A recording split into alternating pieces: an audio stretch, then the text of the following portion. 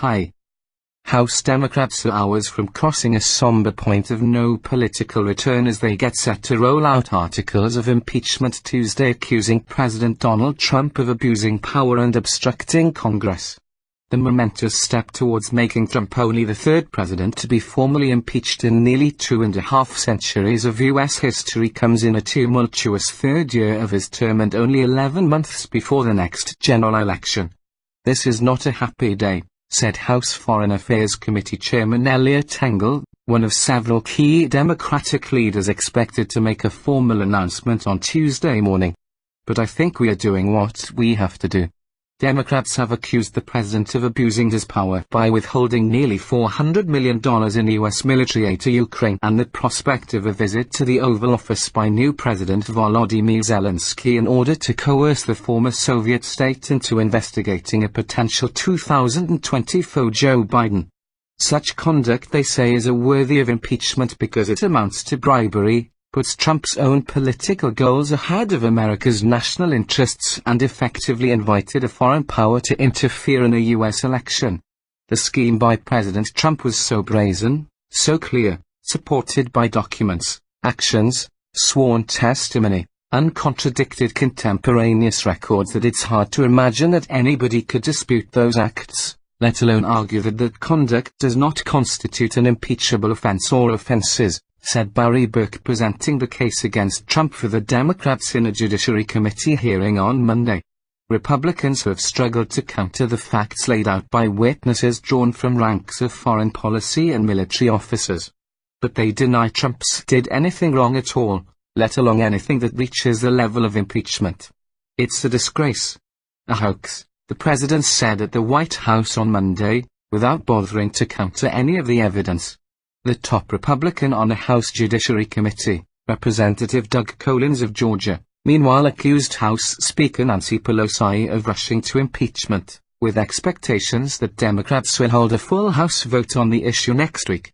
The Speaker of the House, after hearing 1 day of testimony in the Judiciary Committee, said, "Go write articles." "Facts be damned," Collins said. Democrats counter that Trump has denied more than 70 requests for evidence and blocked testimony from key officials, giving them no choice but to declare that he obstructed Congress in its lawful oversight function.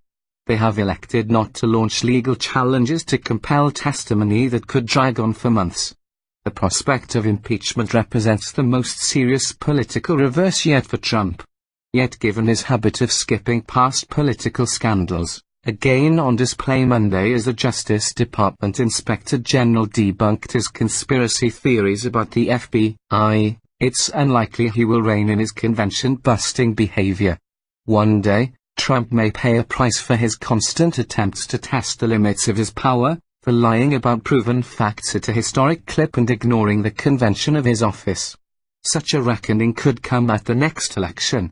But such has been Trump's success in reshaping the narrative of the scandals besetting his presidency, it's no sure thing that voters who propelled his victory will side with the Democrats.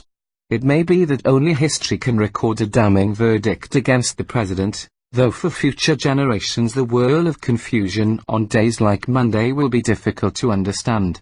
Never admit to getting caught. For now, the president is pioneering a new theory of political office. If you never admit to being caught in the act, it's very hard for adversaries to make you pay the consequences. It's an extension of Trump's lifelong mantra to never admit wrongdoing and never apologize that sustained him through all kind of scrapes in the rough knocks world of business. How else to explain his judgment that the rough flog of a smoking gun call with Ukraine's president, in which he is shown as asking for a quid pro quo favor, is perfect? Of course. Within 2 weeks Trump is likely to be only the third American president to be impeached, a black mark that is certain to form the first line of his eventual obituary. But he's unlikely to hold his head in shame.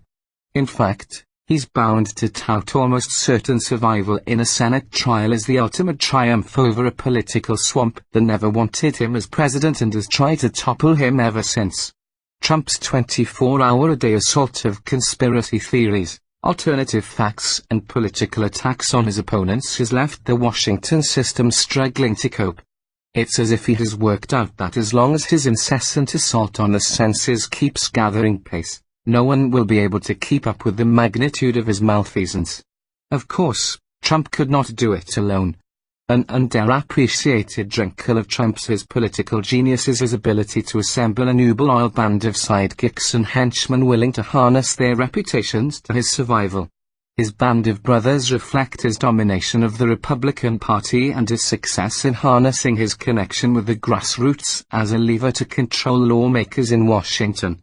Now the president has dispensed with the adults, military, national security and political professionals once seen as restraints on his wildest instincts. He's left with the loyalists who will fight alongside him whatever happens.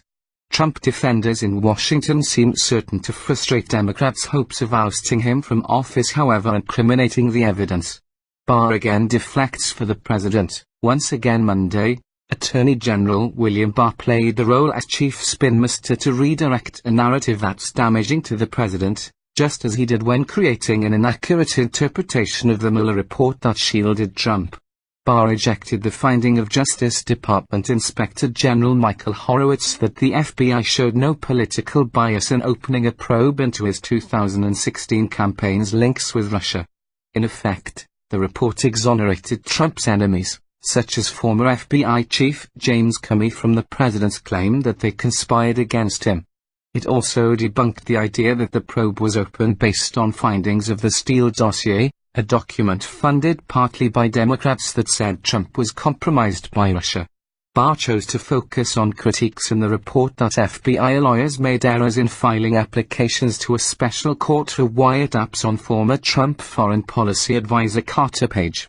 The Inspector General's report now makes clear that the FBI launched an intrusive investigation of a U.S. presidential campaign on the thinnest of suspicions that, in my view, were insufficient to justify the steps taken, Barr said.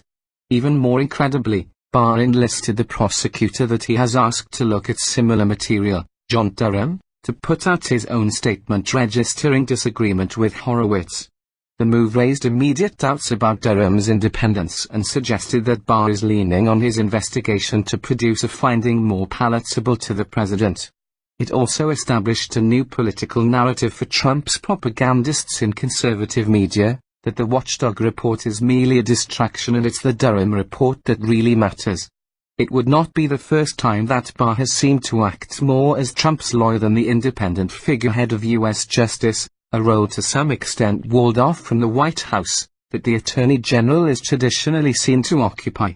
Fierce GOP rearguard. Barr was not the only Trump lieutenant who rode to the president's defense on Friday.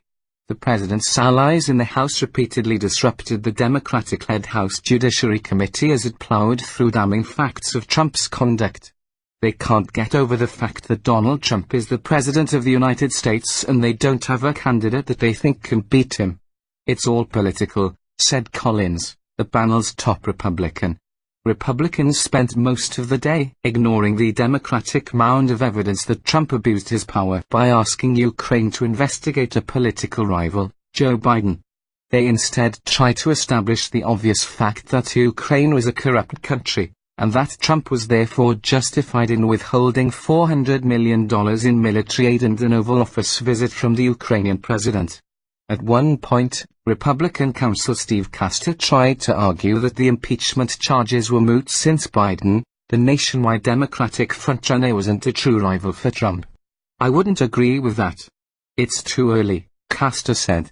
Trump's almost mystical capacity to enlist Republican supporters was also at work on Sunday when his former bitter rival went on NBC's Meet the Press to defend the president.